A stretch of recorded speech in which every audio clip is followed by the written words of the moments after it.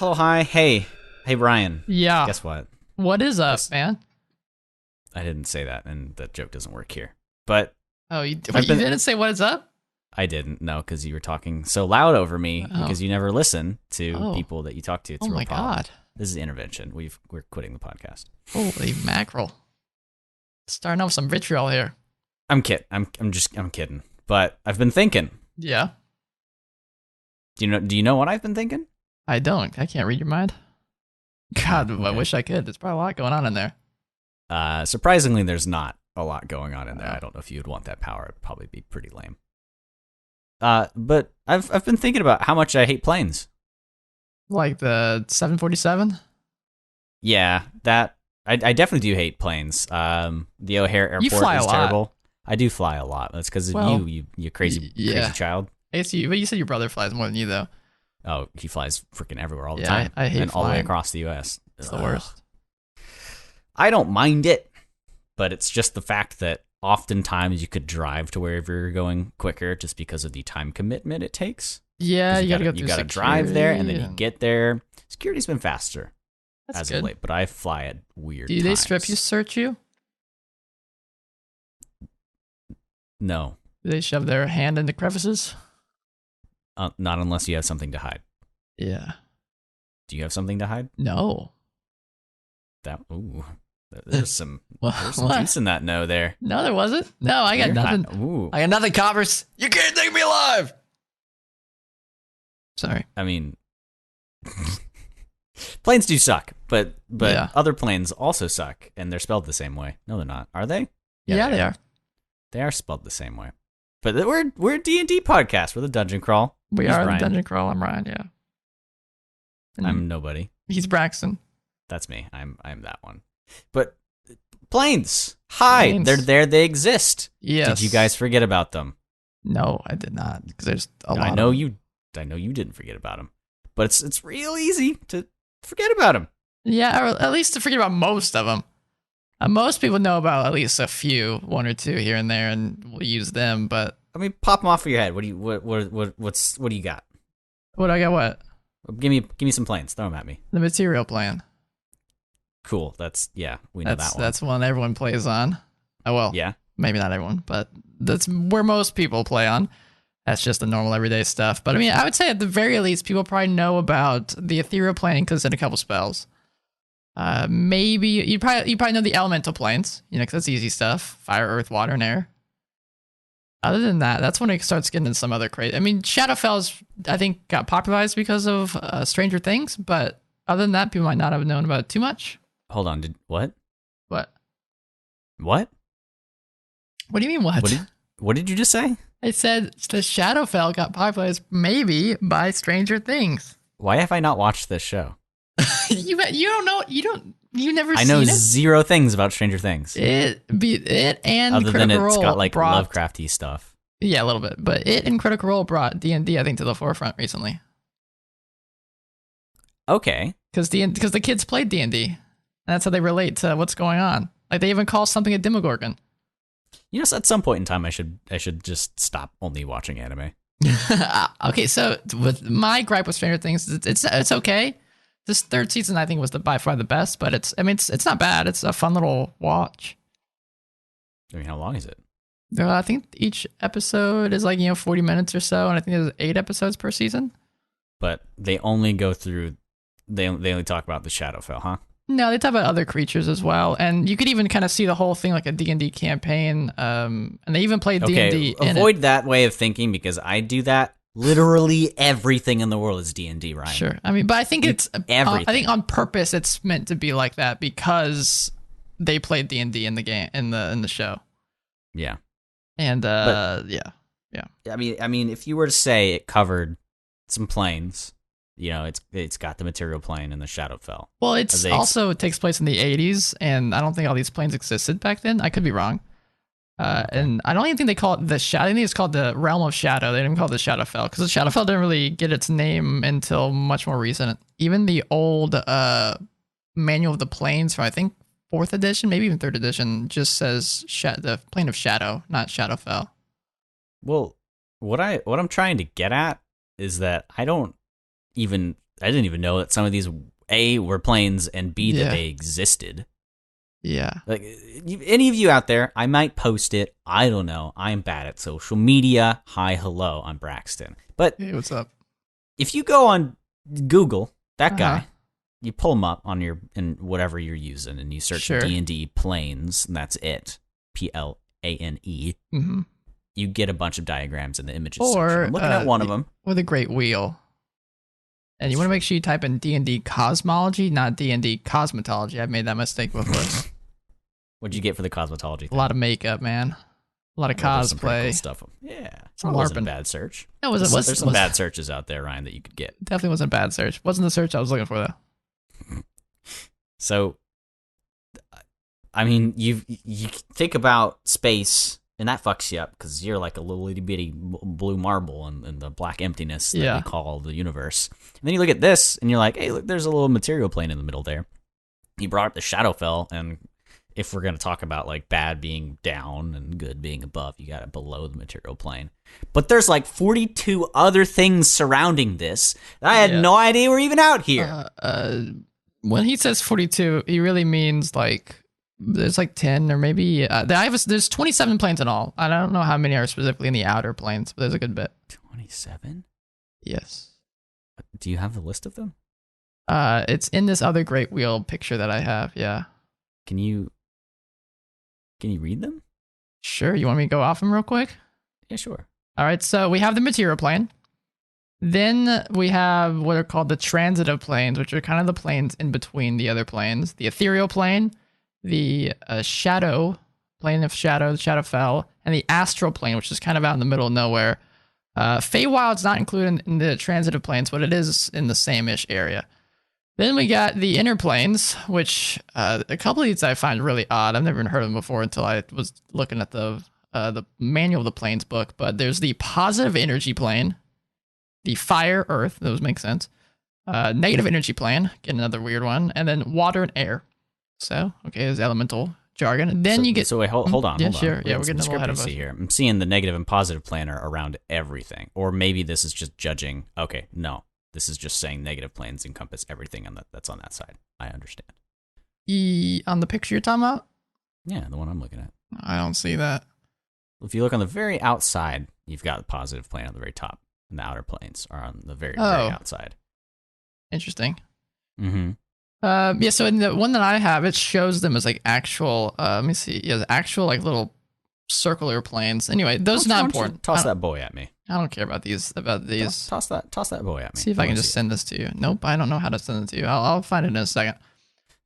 Then we got the outer planes. This is when we get to the really crazy stuff, because these are literally the outward planes, the crazy ones, the out ones. Celestia, Biotopia, Elysium, Beastlands, Arborea, Easgard, Limbo, Pandemonium, Abyss, Carcery, Grey Wastes, Gehenna, Nine Hells, Archron, Mechanus, which we've actually talked about before on the podcast, Arcadia, and Outlands. I don't even have Great Wastes on mine. Oh. Grey Wastes, if I recall, I'm pretty sure Grey Wastes is a part of the Plane of Fire, but I'm not positive. Don't quote me on that. I've got the Nine Hells as a plane that's Cinder as Wastes. a whole, which is interesting. Gehenna, Hades is next to Carcery. But what this should tell you is that these are not set in stone. Yeah. So, you know, kind of figure out what you want to do with yourself. And that's another thing I want to talk about with this. These things change depending on what campaign you're doing. Mm-hmm. They really do. And I want to talk to Ryan about this later in the podcast. But before we dive in, Ryan, how important is it for new DMs or anybody kind of making their own world to really address the planes? I'm glad you asked that.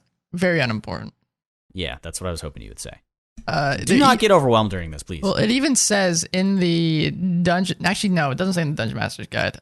In the Manual of the Planes book, which let me make sure which edition this is from. This is from. Shoot, doesn't even say it in here. It's from. I'm pretty sure this is the 4th edition that I'm looking at. It even says in there that once you get to the outer planes, because a lot of the beginning stuff, at least up to the elementals, is pretty standard stuff. Once you get to the outer planes, it's a little blurb that says use as many or as little of these as you want. You don't have to even use a single outer plane. It's not necessary. Only if you find it interesting. Do you have all of them in your campaign? Hell no. That's Really? the one. Okay, so I just need the one, a basic, kind of what I'm looking at. That's a crappier version. That one's freaky looking. Yeah, it's a crappy version of the one I have, but it's basically the same idea. Yeah. Oh man, I can't. Oh, that's terrible. So what I just said, Braxton, was the wheel, the Great Wheel. Yeah. Man, I didn't even like. It's so weird because is the plane of air literally just the entire plane of air, or is it just a grouping of planes? Like, I don't even understand. So yeah, the plane of air is or water or earth or fire, whatever. All of them. Yeah, all the elemental planes are expanses of whatever it is. Plane of water, water, air, etc., etc. But they also bleed over into the other elemental planes, like the water and the air plane bleed into create the Frostfell, which is the plane of ice. And when I say bleed, it's not literally like you can just walk from one to the other. It's just if you were traveling like kind of through the astral plane, you could just cross over like that. And you could reach these other planes. It's not simple. It's just like, hey, I'm going to walk into the Frostfell today. Yeah. So traveling through the planes is really tough as well. Mm-hmm. Because you might die. Yes. And it's difficult even to get off the material plane. Yeah, well, I mean, at what level would you think that people could start exploring the planes if their DM was okay kind of going into it? Well, I mean, you could literally do it from the beginning. There are some planes that are easier to navigate, but it kind of would begin more, I would imagine, once you get the ability to plane shift, which is a 7th level spell. Or astral projection, which I think is, let me see, astral projection is a 9th level spell, so that's even higher. My goodness. But sure, you could give them items that allow them to do stuff, or you could have them come across a gate or a portal to one of the planes. Do the planes have a limit on their size? Or some do, some don't. Infinite? Okay. Yeah. Like Limbo, I imagine, is not doesn't have a size because it's just you're in limbo. But I think it's fun to kind of look on the other side because are the planes. Okay, yeah, maybe. Because if you look at Limbo, on the opposite side, at least on the chart that I'm looking at, is Mechanus, which would be machinery and order, I imagine. Yeah, Limbo is ever-changing chaos. Okay, well, I mean, then by that logic, you've got, planes that are categorized by law or chaos or good or bad. Yeah, you can imagine the wheel and stuff. Even the one Braxton's looking at and the one that I'm looking at it's the same wheel, just shown in different perspectives. Or in different, ways of being delivered to the viewer. The one Braxton's looking at and the one I'm looking at, you could basically, the wheel itself, you could view like the alignment chart in a way. So like the chaotic stuff or in certain areas, the evil stuff or in certain areas, the good stuff, and it goes around in a circle. Interesting. Yeah, and law and all that jazz. Would Elysium be heaven? Yes, Elysium's basically a heaven, more or less. I mean, it's more specific than that, but it is. It's basically the ultimate place of goodness. So that makes me want to kind of dive into some of the pairings neutral good here. Not that we have to climb all into it, but I mean, you've got Elysium and Hades, which is basically heaven and hells, but then you literally have the 9 hells. So yeah. What? And then what even is Arborea, which is a cross from the 9 hells? Arborea, that is, if I recall, just like a big expanse. Let me see where it is. Arborea.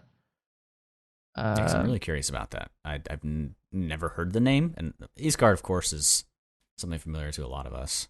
Yeah, that's straight out of Norse. Yeah, and then Acheron, whatever that is. Oh yeah, somehow. Okay, so yeah, Arborea is. It's similar. It reminds me a little bit of, what's the of the Feywild in a way. It's basically extreme emotions. The way it describes it in the Dungeon Master's Guide is that rage is as common and as honored as joy in Arborea. There, the mountains and forests are extravagantly massive and beautiful, and every glade and stream is inhabited by nature spirits that brook no infringement. Okay, that makes sense. There are elves and celestial type gods and things there. Okay. And, I mean, tying it all together, you look, and it's one of those images that the longer you stare at it, the more it makes sense, or the more complicated it gets. Because you're looking at Arborea, and you just explained it that way, and it's in the plane of water, which, the Nine Hells is in the plane of fire. On the side of the Shadowfell, and the Feywild is where Arborea is. Elysium, which is heaven, is with air and water, and Hades on the bottom is fire. Mount Celestia is also like heaven in a way too. That? Yeah, for obvious reasons, between me and you, I want to know about that one. Yeah, which I don't know if it has any relation. It doesn't. To that. Okay, but then you can even look at the ones right next to it, because you've got Elysium right next to the Beastlands, and then Arborea, which is interesting. So the order for those is also something that. This is hurting my brain. Well, there is some order to this chaos. I guarantee it. There's literally chaos there. How can you order that? Yeah. Plane of Pandemonium, the Abyss. Mm-hmm. And some of these, so a lot of these are, while it just kind of says, what we know about the Abyss is that there's lots of layers to it, infinite layers. A lot of these planes have extra layers on top of them, so it's definitely an undertaking to be able to learn all these planes. And I definitely, if you are interested at all, toss your Dungeon Master's Guide out into the trash, because there's not much planar material in there. It's once you get to the outer planes, it's literally just a paragraph and that's it. I would definitely recommend trying to find the Manual of the Planes book. That's why in all the Unearthed Arcana stuff we've talked about, I'm hoping that they're going to make a new one of these, because the old one has undertaking though. Yeah. The old one has some fantastic, each plane, even the outer planes, it has a couple of pages, sometimes even more on them. What's that material that you base your gods off of? That's the Forgotten Realm stuff, as well as combined. Don't they have a lot of extra planes in there? No. Forgotten Realms is basically this stuff. Yeah. That's a good place to start then. Yes, it is. Take a look at that. Noises. I'm so deeply interested in all of this, though. Yeah, it's super fascinating. Well, I mean, you've got escapism. You're playing D&D in the material plane, and maybe you're getting bored of the old, sword and shield, bang them on your shield, and you get the wacky politics. The first thing that happens for a lot is diving into the Shadowfell or the Feywild, because, I mean, those, I think, permeate into the material plane way more often, and literally in this depiction, they're right next to each other. Well, it's because the astral plane is not in between them. The astral plane is kind of the in-between stuff, separating the outer planes from the inner planes. Okay. Could the astral plane also be considered the ethereal plane? Because that's what mine says. No, those are separate. Whoa, the astral plane's not even on mine. The astral plane is. It's on the outer side. Yes, the astral plane is everything in between. I think this is a conceptualization rather than the exact physical ordering of them, which itself isn't, I think, defined. But I don't think this is an accurate depiction of where things are. No. God, it's so interesting though. Like we could bounce between everything and give them a tidbit, but I don't want to burn your brain. Like, could you rattle off a little sentence for each one? Yeah, I kind of have that. I would love to do that, and let's start with you start wherever you want. Well, we'll start with the astral, because that's how you get between. Well, at least majority of the time, how you get between everything. Yeah. It's kind of the realm of thought and dream, and it's kind of sort of how I would picture is the in-between, like I mentioned before, the in-between of the inner and the outer planes. There are also dead deities that reside in here. If a god dies, this is where its body will live in, which is kind of freaky. And if you are in here, if you're literally in here, not just projection, then you do not age, and you will not want for hunger while you're inside the astral plane. You can't just walk around. You move by thinking. You think, I want to move over there, so you move over there instead of actually walking. What, this is where? The astral plane. What? But there's some terrifying stuff in here. There can be astral ships. This is kind of where you get into like Planescape and some other older material. But it's one of the more scary entities that has been brought up into D&D recently, or at least repressed, or not repressed. I'm speaking like it's a vinyl. Astral Dreadnought. What? The Astral Dreadnought is this guy that resides within the astral plane, hence his name, and he can basically kill you through your projection, which is terrifying. What's his mission, operative? What's he doing? He's there for a specific dude, and I can't remember who it is. He's he was created by Tharuzidin, which Braxton would recognize as Kastukris in my world. It's basically kind of the same guy. I've obviously twisted a little bit, but no, wait. Tharuzidin. I don't like these implications. Tharuzidin is this nasty, nasty god, but he created these astral dreadnoughts who would have the objective to hunt down travelers searching for portals into the outer planes. They can no, stop. And I don't like this. Yeah, these guys can snip. So when you're projecting yourself astrally, you have a little silver cord connecting yourself, your body to your projection, and this guy can sever that cord. Normally nothing Daniel, can. Robin, Nikki, if you're listening, be careful. We're gonna run into this at some point. Normally nothing can sever it except for this guy and a Gith Yankee's silver sword, I believe. Do you players out there ever listen to your DM talk about cool things and then you get really worried when he starts talking about scary stuff because they're in your game? I don't know what he's on about. We've heard about this guy, Kastukris, related to that guy that makes these dreadnoughts a lot. Yeah, he's there. Okay, so that's the astral plane in a nutshell. Obviously, there's a lot more to it, but you need to kind of understand that to understand everything else. Oh, okay. Well, so the astral plane is how most people travel to the outer planes by finding pools. There are pools coordinating with different colors, and those colors respond to certain different planes. And when you're projecting yourself astrally, you can find one of these portals, more or less, these pools, and dive into them, or you can teleport to another plane.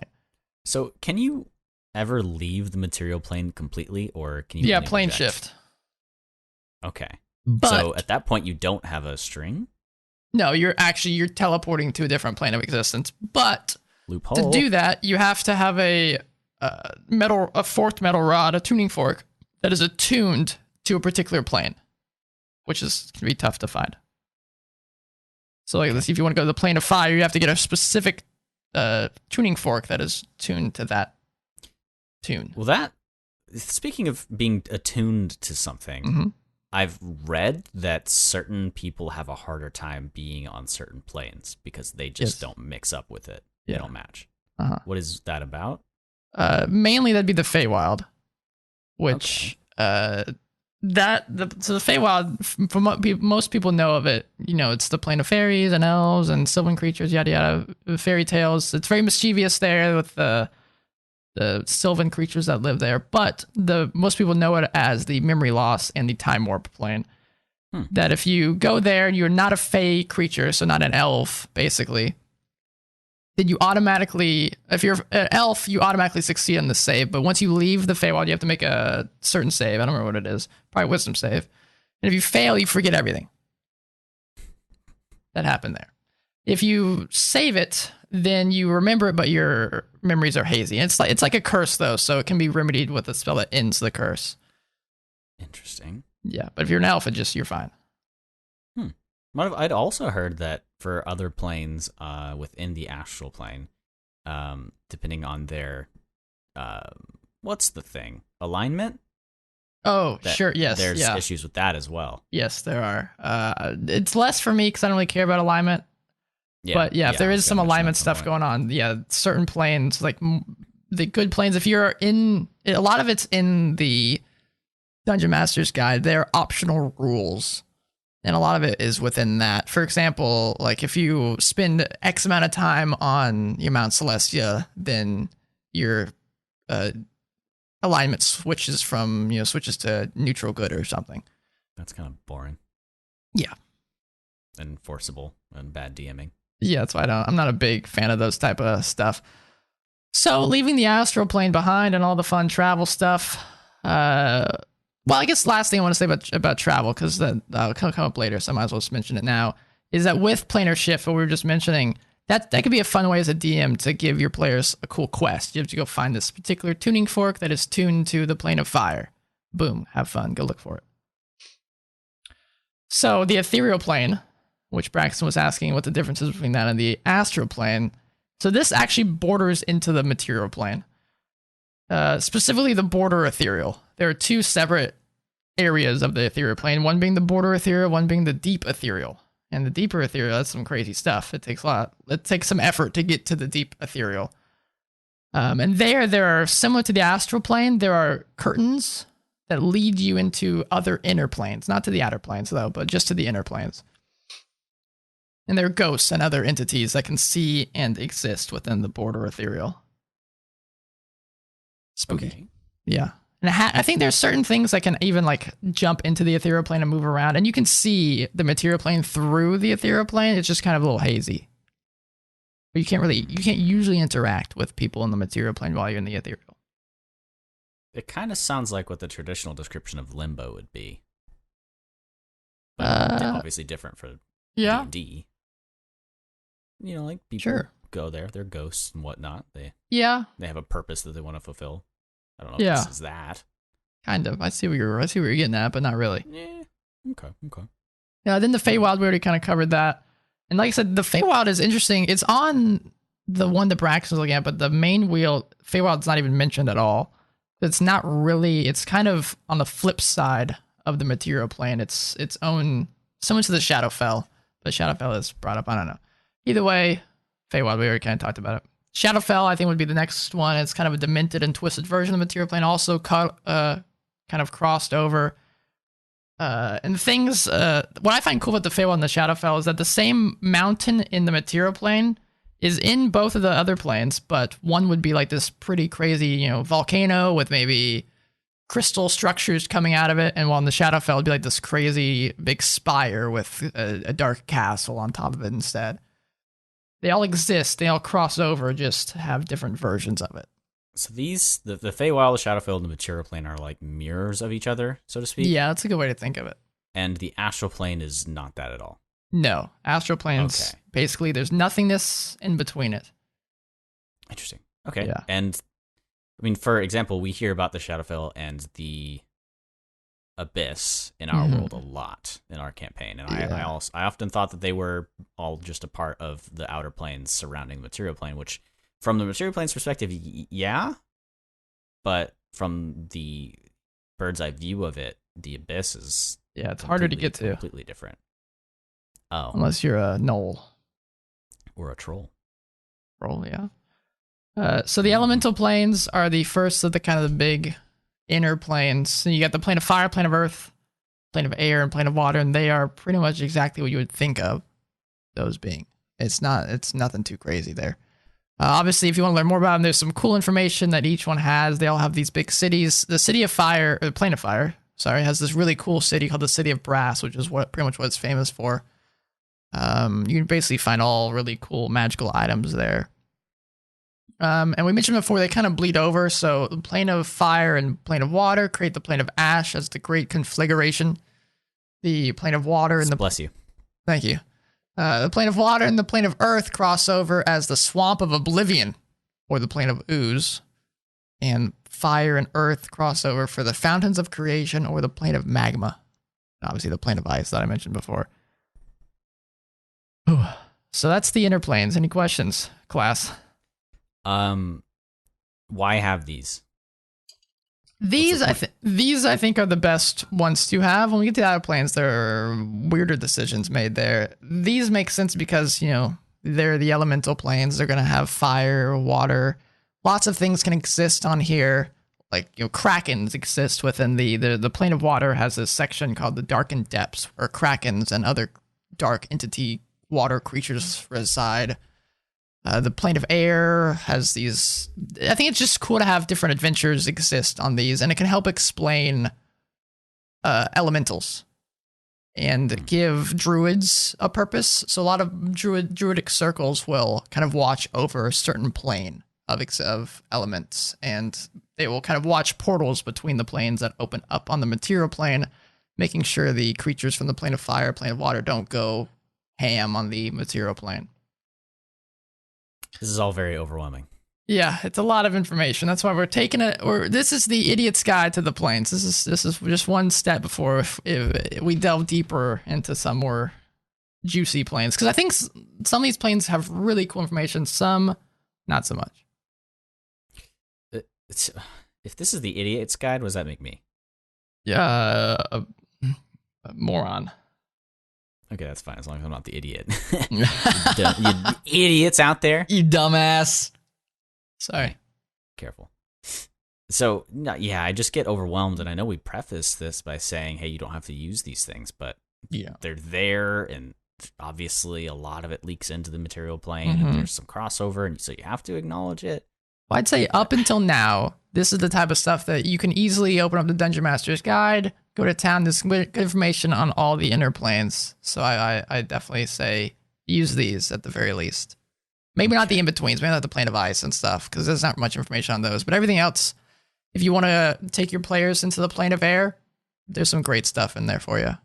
They got what is it? The plane of air has the labyrinth winds, and it has some cool cities in there.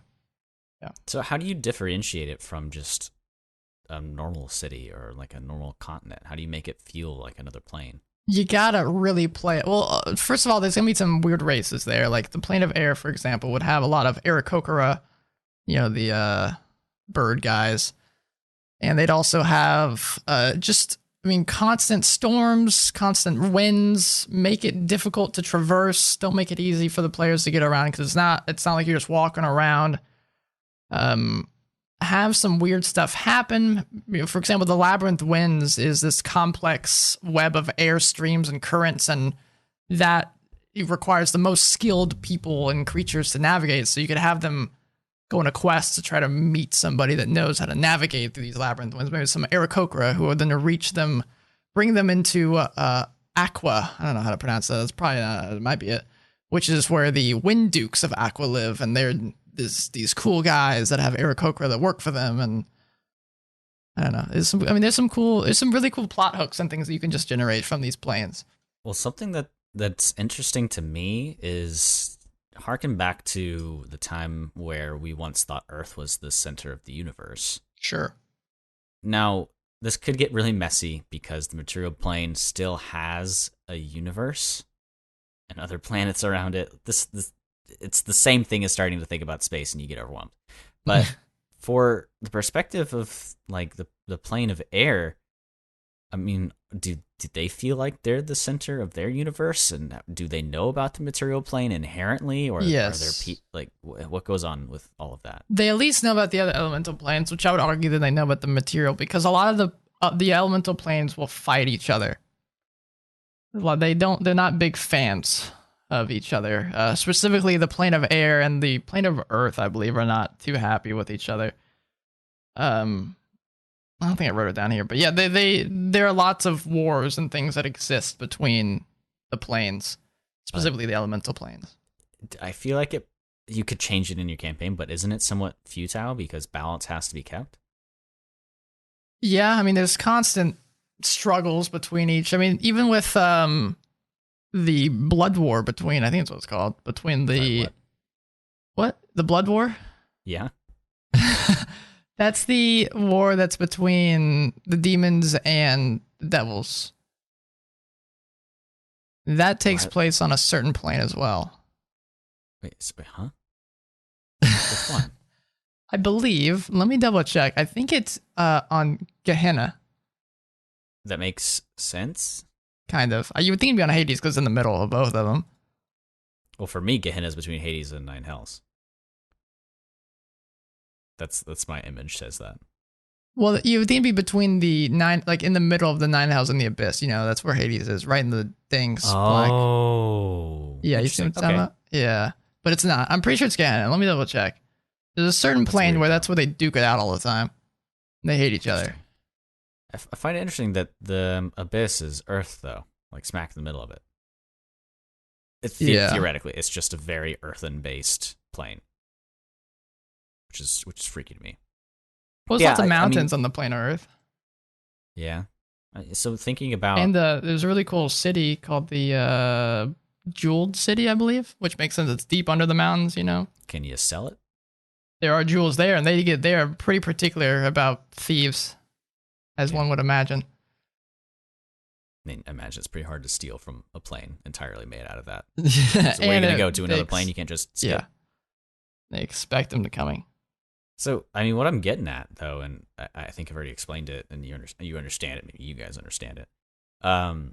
Perspective is important, and it's hard to put yourself in somebody else's shoes sometimes as a DM and understanding that this plane maybe just doesn't give the rat's tuchus about the material plane. God. I don't know.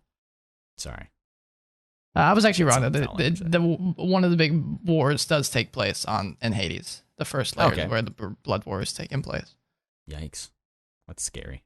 Yeah, because they can't fight on each other's plane, so they fight in the middle. Yeah. Well, the players are just so player-centric that it's like, of course they know about the material plane. Well, it's cool as a let's say as a player, if you slowly start, as you level up and the world gets smaller, but then the multiverse gets bigger, and you as a DM can slowly start zooming out and showing the players all these other events that are happening just outside the view that doesn't even have any particular care in the world to what the players are up to. They have their own whims happening on the Hades, on the Abyss. Well, how do you as a DM not get overwhelmed by all the political stuff going on the material plane and whatnot, and even thinking about everything that's going on in the air and water? I know you don't have to imagine everything at the same time, but you like to.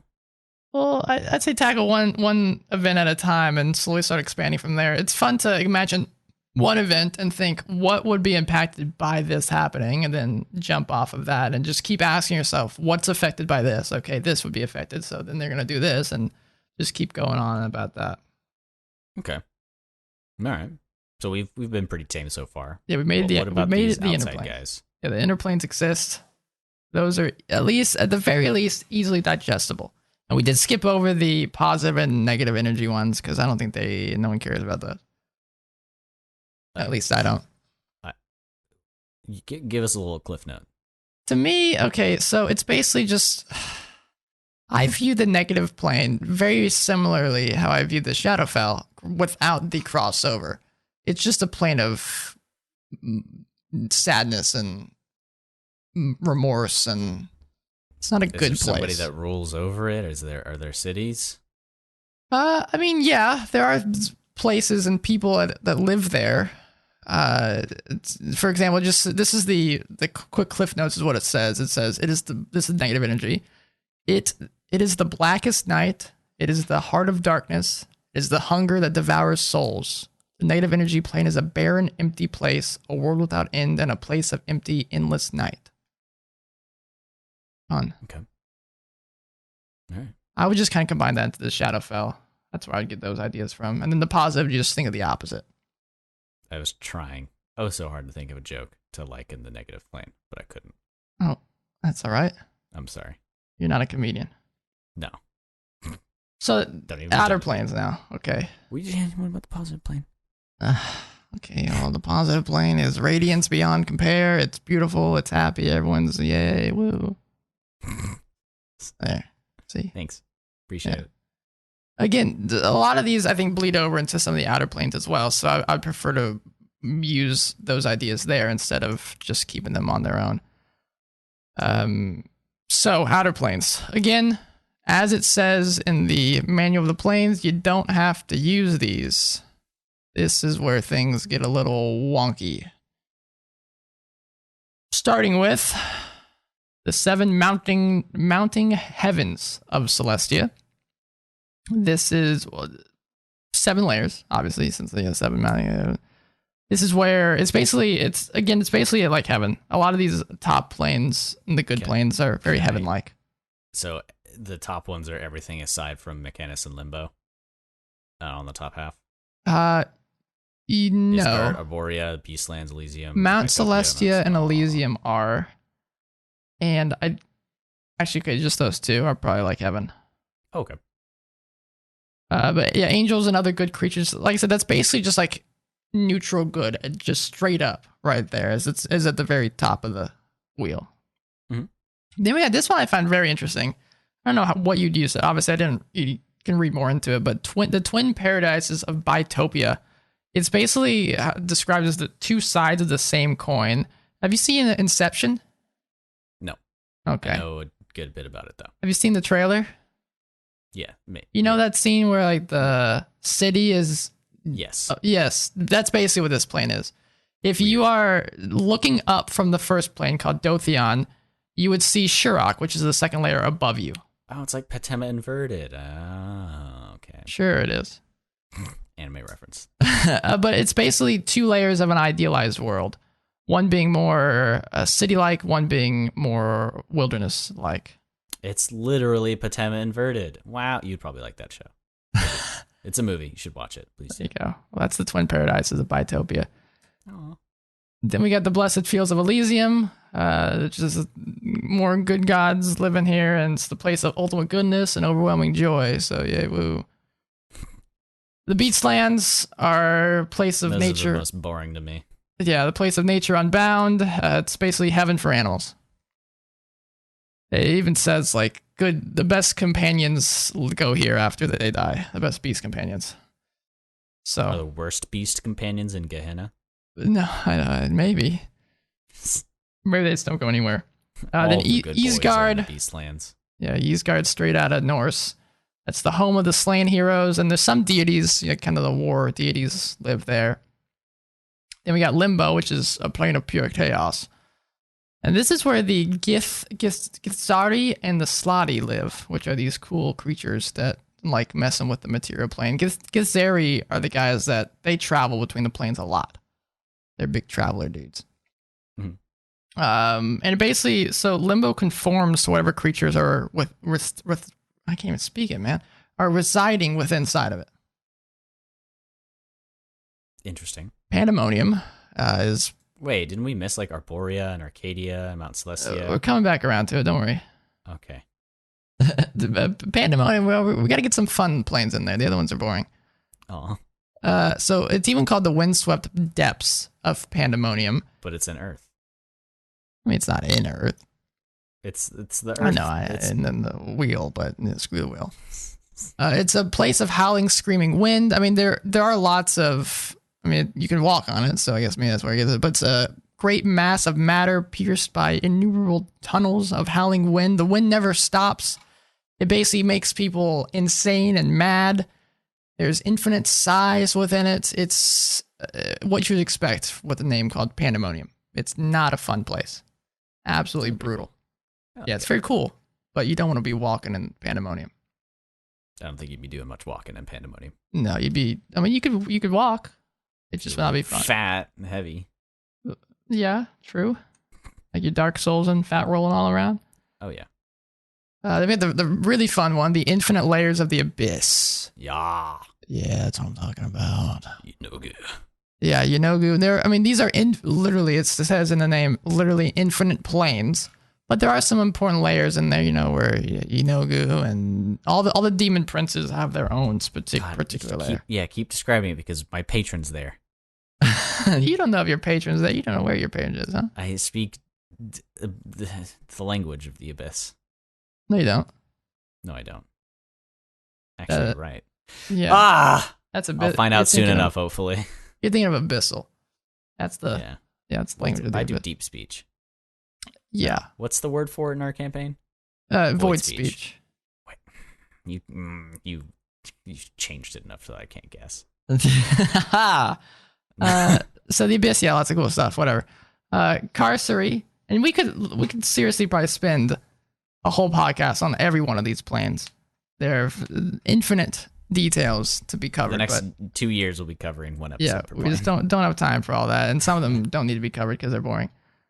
Carcery is basically just a single large prison. 6 layers of different... Like incarcerated? Yeah. It's 6 layers of different types of terrible stuff. Frigid oceans, black ice, jagged mountains, and all of them are miserable homes for whoever ends up here. Who goes there, though? It says traitors and backstabbers that are trapped on this plane. I don't know how they get there, but they do. It's very tough to leave here. It even says, because it's a prison plane, it says magical efforts to leave the plane by any spell other than the wish spell simply fail. Other than the wish spell, damn. Yeah, so you don't want to end up here. All right.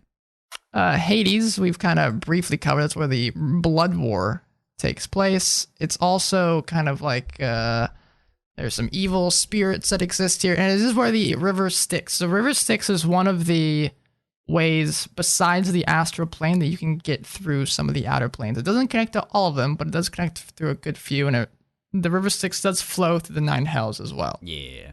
So another way you can get around is also the infinite staircase. So that's neither here nor there. Then we got Gehenna, which is basically where, more or less, just in a nutshell, obviously there's a lot going on there, but it is where the Yugoloths live. Who? And the Yugoloths. What are those? They are a whole race of... Oh, are those like godlike things? Little slug-looking boys? No. Okay, continue. I don't know what you're speaking about. I don't know what I'm speaking They're about. the guys, the one that I particularly always think of is it kind of looks like a fox that has glasses on. Why? I don't know, man. What?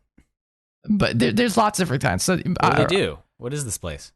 I got him curious now. It's a place of suspicion and greed. More or less. So I'm suspicious, but also I want to know more. It's really interesting because it even specifically says that the ground inclines at least 45 degrees almost anywhere. It's so specific, isn't it? What? Yeah. 45-degree angle, almost everywhere. There's a lot of people stuck in little cracks. Yeah, there's lots of hazards, and there's no room for mercy or compassion, it says. I want to cover Yugoloths at some point on the podcast, and one of our our Dungeon Master's Guide to Monsters and More, or whatever the hell. Look at this. How do you spell it? Yugoloth. Images. See if you can find the fox carrying a bunch of scrolls. That's what I'm talking about. Yeah, that's the one I was thinking of. But there are a whole bunch of them, and I think they're underutilized, but they're really cool. What are they? That's like I said, they're a whole race. Hold on. And Gehenna is the birthplace of them. What Mesoloth? What? See, maybe this will be our next monster. What is that? These aren't even.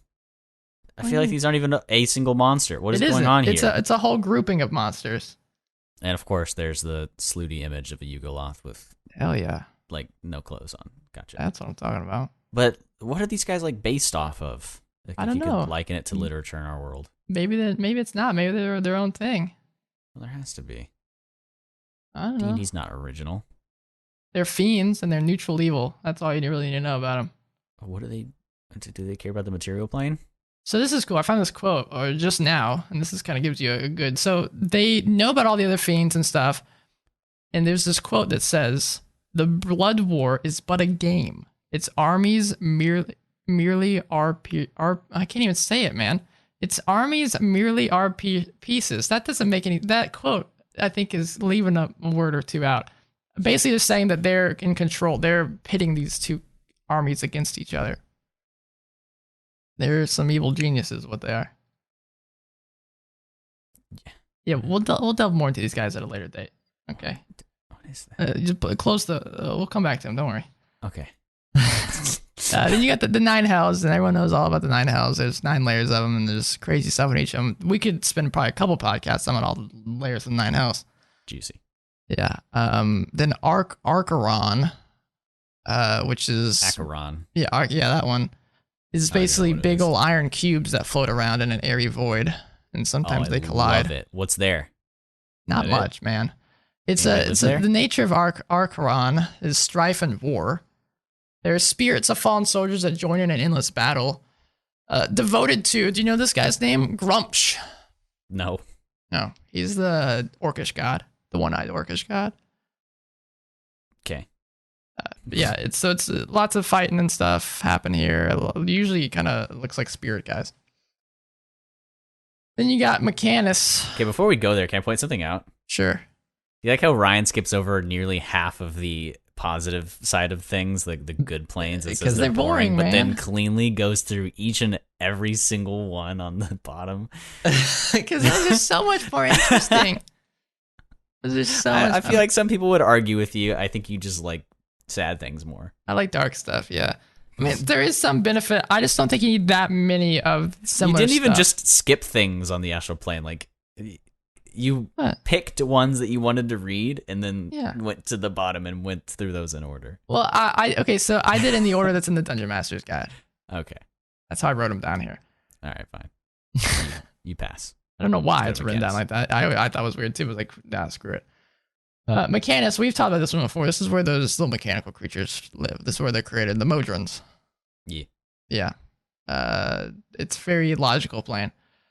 Arcadia is basically one gigantic forest. So similar-ish, I think, to the other one, Arborea, that we mentioned. But I'm sure there's more specific details that I didn't really cover in Arcadia. I just saw of it and thought of Bioshock, so.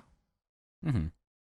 Now, you see that we left probably my favorite plane off of this list because it's not in there. What? Do you know which one it is? Should I? It's the Far Realm. Yeah, it's not on mine. What is that? It's not. It's not an outer plane. It's not an inner plane. It's considered to be an other plane.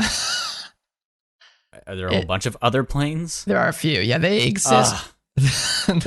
They exist, as it says, between or beyond the other planes. But never both. No. There aren't that many. I may have jumped the gun there. So there's the Outlands and Sigil. Outlands, and basically these are ways of teleporting to the other planes. But how do you get there? Who the hell knows? Hold on. Let me pry a little bit more. Sure. So these far realms. Mm-hmm. Well, these other planes. What kind of far realm live there? What kind of things live there? Yeah. Well, for the Outlands, this would be where, from what I would imagine, a little bit of everything. Because the Outlands basically has a different town for each destination that you could get to. So, for example, the town of Excelsior takes you to the seven heavens of Mount Celestia. So I would imagine the people that live in Excelsior are things that would reside at Mount Celestia. Is there a plane that's like things that slither between, fill the gaps? Anything like that? No, that'd be the astral plane, I guess. Okay. Then there are demiplanes. You're making stuff up now, Ryan. No, demiplanes. You know about demiplanes. You know Mordenkainen's Magnificent Mansion? Oh, yeah. That's a demiplane. Demiplanes are basically planes that are created by people that are just tossed into extra-dimensional space and have their own little existence. So, like, you could create a demiplane. I could create a demiplane. Am I strong enough to do that? No, you're not. What would my demiplane be? Lots of anime. That's lame. What would you put in your plane if you could? I can't make my plane a bunch of things that exist in this plane. What would you, if you could make? Well, that's what the Mordenkainen's Magnificent Mansion is. You put everything you want inside there. No, I don't know. You could basically make it your haven. That's your spot, man. All right. Anime, but beyond your wildest dreams. What do I want? Now you've got me thinking, Ryan. Okay. What's in my heart of hearts? What's in your heart of hearts? What would you do? Your own demiplane would just have all of the dark planes inside of it. Well, I'd have some cats in there too. They're already there. Cats. So you have some creepy Cthulhu-like creature walk around, and you hear in the other room, meow. Where do Cthulhu-like creatures dwell? The Far Realm. Yeah, so the Far Realm is outside of the known multiverse. That's what I was wanting. As it says That's what I was. As it says in the Dungeon Master's Guide. In fact, it might be an entirely separate universe. Stop. But it's too much. There are stray energies that leak into the material plane and things that leak from the Far Realm into other planes, which are warped alien shapes that defy understandable geometry and biology. If you all could see my face right now. What creatures do you think have come from the Far Realm? The great old ones? Oh, okay, well, besides, like, things that are actually in the monster manual.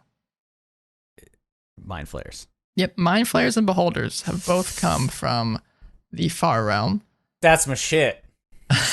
Other aberrations and whatnot come from the Far Realm, and it's important to understand that what lives and what exists within the Far Realm is beyond mortal understanding.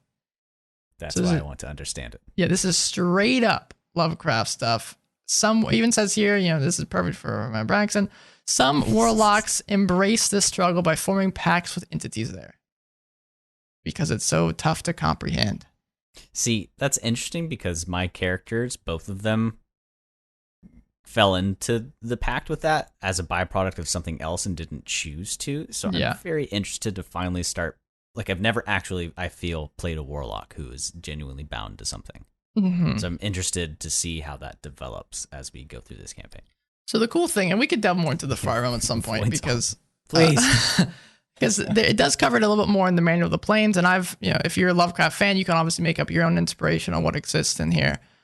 But it says in one of my favorite sections of the Dungeon Master's Guide, the little paragraph here, it says the Far Realm has no well-known portals, so how would you get here? Or at least none that are still viable. Ancient elves once opened a vast portal to the Far Realm within a mountain called Firestorm Peak, but their civilization imploded. In bloody terror in the portal's location, even its home world is long forgotten. Lost portals might still exist, marked by an alien magic that mutates the area around them. I do not understand how a single person is not interested in this. What do you mean? People love the Far Realm. This is literally the coolest thing in anything ever. I love the Far Realm. Like you like Isgard? Nah, you want who's Kastukris based off of? Where's he at? He's a Tharuzadan in the Abyss. Dumb. Oh, lame. Far Realms. Everybody is a chaotic. You want me to make you happy, and maybe everyone listening is happy. There does exist a book that delves into this type of stuff that actually is created by Wizards of the Coast. Give me that name. It is called Elder Write this Evil. down. Oh, Elder Evils. Yeah, it delves into. A little bit into the Far Realm, not super much, but mainly what could possibly exist. The great old ones, the gods, the creatures that reside there, and their vast. That's what I like about craziness. Lovecraft and people that try to write books on this sort of stuff is the fact that you're writing a book about it is contradictory to the nature of it at all. So trying to describe something that you can't describe is one of the hardest tasks. Well, that's where so many Lovecraft inspirations fail because they do describe it. Lovecraft was good because he just didn't. You could even say it's poor writing, but it goes into what he was doing is that he shows you so little of what's happening that it makes you wonder what's happening just outside the scope of what you're seeing. It's like Twin Peaks, at least while the director was there. Twin Peaks is very Lovecraftian in a way. Yeah, my brother has been watching it with his French friend, and he hasn't been liking it at this point because I think they revealed the killer, which they didn't want to do, or at least the director didn't, so he leaves for a while. Yeah. He comes back at the end. Yeah. Who's that? That's no David Lynch, right? Yeah, David Lynch. David Lynch leaves for a tiddly bit. He also made a lot of good stuff. You saved this for last on purpose. It actually is the last one, too. Because it's the best! Sure. I'm never going to not play a warlock. I'm sorry. I'll just see every DM's interpretation of what. Well, you could play a warlock that's not Great Old One. Nope. All right. Not doing it. Right. There's no point. What about... Nah, they're not as cool. I would literally give you no matter what you say. What about... You could pledge yourself to... an anime person. I don't know. That was weak. I'm sorry. Go back home and try it again. So did we kind of touch on everything? Yeah, in a nutshell. That's pretty much all that's the great wheel. That's the cosmology right there. The Far Realms are so great they're not even in there. They aren't, yeah. It's so good. Screw the wheel. Think outside the wheel. Far Realms, present 2020. And definitely, like, take this wheel, find what you like about it, keep it in your world. Or, I mean, don't, like I said, how many D&D campaigns do you think actually get to a lot of these? Very few. Yeah, I don't think I've ever listened to or read about anything that has actually used them all. Except for kind of the Adventure Zone, but they really didn't go into every single one. I can think Critical Role and No covered a couple of these, but I mean, not, at least I don't know what's going on in the second campaign. At least their first campaign covered a couple of these, and they had a one shot in Pandemonium. Even big productions hardly even touch these, so a lot of these are reserved for, I think, Planescape. Planescape loves diving into different crazy stuff like this. But Planescape doesn't really, no one really does that anymore. Yeah. Because Wizards of the Coast doesn't care about them. All I care about is the Far Realms. Now, if you want to get even crazier, and this is definitely beyond the scope of what we're talking about here, while these are planes, think about what exists continued off of the multiverse, the other material planes, and they consider all of these to be the same or multiverse. Eberron, the Forgotten Realm stuff, Oerth, Thor, all of these other worlds exist all within the same multiverse. All within the material plane. Think about that one. Yeah, that's a bit much, Wizards. That's why I make my own world. That's why I make my own world. Oh. I'd say we should have a podcast in your world, but that would just be spoilers for all of us. Daniel, Nikki, Robin, turn the podcast off now. I'll give you 5 seconds. Did you do it? They did it. They're not here anymore. Okay, good. I'm going to do everything in my power. And Ryan, I mean everything. Every inch of everything that I have in my character in your campaign to get us to go to the Far Realms, or at least investigate it as much as possible. Just get so deeply involved in my patron that they have no choice but to go with me and follow me into... He stepped away from the microphone. I'm sorry. I got carried away. It's like he was getting, I don't know, raised up. Like in those horror movies where they kind of bend backwards, get carried up into the air? That's what I just envisioned. Literally leaned back and shouted to myself. Yeah, that's what I thought happened. It's the influence of the Far Realms, man. It's tough to get to the Far Realms. It's not easy. I'm doing it. It's not easy being cheesy. I'm gonna railroad our entire campaign. I'm just kidding. I won't do that, but I'll try. I actually don't even know. Is it? Oh, it is. Okay, what? I was making sure. The Far Realm is indeed covered in the Manual of the Planes book, just way separate. It's because it's cool. It's far. They actually mention even more planes than the one here. My God, too many planes. We'll dive into that maybe some other time. What, Far Realm? Yes. Doesn't matter what I was thinking. If that's what you want, we'll do it. I'd love to. Twisting my arm, Ryan. Twisting it. There's some great planes out there that I'd love to dive into. Forget the top half of the planes, though. You're upsetting a lot of people out there. Nah, there's some cool ones there. Like I like Elysium. Mount Celestia is cool too. Disco Elysium? Yeah, that's really good. Eastgard I would toss. Damn. What? It's straight out of Norse mythology. Are you kidding me? I mean, it's where the warriors go who have a valiant. You can make another one. I don't want it to. I'm not going to call it Eastgard.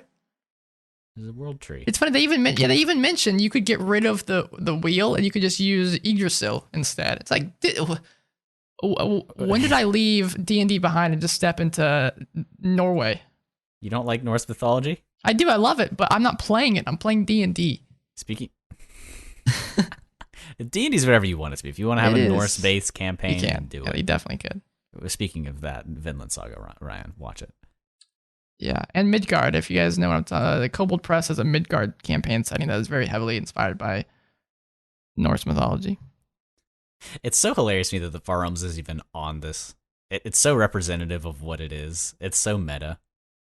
Well, it couldn't be in here because it even says it could be a whole other universe. No one understands what it is.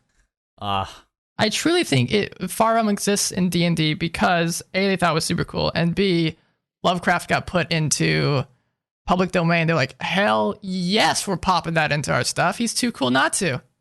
Mm-hmm. Oh man, yeah. I've firmly cemented my beliefs that I will never play a character that is not involved with it, unless we somehow finish this campaign and you satiate my need Yeah. for Far Realms, and then we go into another campaign with you, at which point I would know how you run the Far Realms and would want to explore something else. Sure. That is the only thing. Well, that's the idiot's guide to the planes right there. Do you feel smarter? I do feel smarter. Feel like you learned something today, kids? Yeah, I learned some things. Good. If you also learned some things, why don't you tell us what you learned today? Or if you thought a different thing you know about is better than what we said? Or I screwed something up and mistold Braxton something. Yeah, tweet us at Dungeon Crawl Pod would on not Twitter. put it past myself because there's a lot of information here. Did I get that right? I didn't hear you said. I was talking over you like I normally do. Yeah, because you, like I said at the beginning of this, you don't listen. At Dungeon Crawl Pod on the twits. That's right. Twitter. Or email us at thedungeoncrawlpod@gmail.com. Yeah. Please rate us on iTunes. 5 stars, preferably. Hey, we're coming up on good old 2,000 listens. Yeah, thanks for listening, guys. I appreciate it. Which, might I add, and I'm not super focused on metrics, it's just fun to know about. But within the last 30 days, we've got over 400 people that have listened to it, which is... Who are you people? A fourth of our podcast and a fourth of the time we've had it. Think about how many of the foreign people were standing in front of you. It's a lot of people. There's a lot of people. A lot of you are from Australia. I don't know what you're doing. Land down under. Yeah. It's burning up, so they got to do something. Yeah. You can think of Earth as... Oh, we could get into that. Nah. So next week we might have a guest on the podcast if we're able to work it out with them. Who might that be? This great guy named Kenneth. That's my good bud that I met. Yeah, we've talked about him before. We have. Sometimes he listens to the podcast. Sometimes hi, Kenneth. Yeah. Hi, Kenneth. Hopefully we're saying it now so that it's written in stone. Well, again, if we're not able to, then don't blame us. But he will definitely be on at some point once we're able to coordinate our schedules. If he says no, at him and tell him that. Well, I mean, it's not his fault. Shiba Inu are dumb dogs. I feel like you just said something to me in a different language. Technically, yes. Yeah, you did. Yeah. What? But he's Ryan. I am Ryan. That was Braxton. Was. My new name will be revealed in the next podcast. Oh, interesting. Yes. Thanks for listening this time. Thank you. God, are you okay? You have a stroke? My word. Goodbye.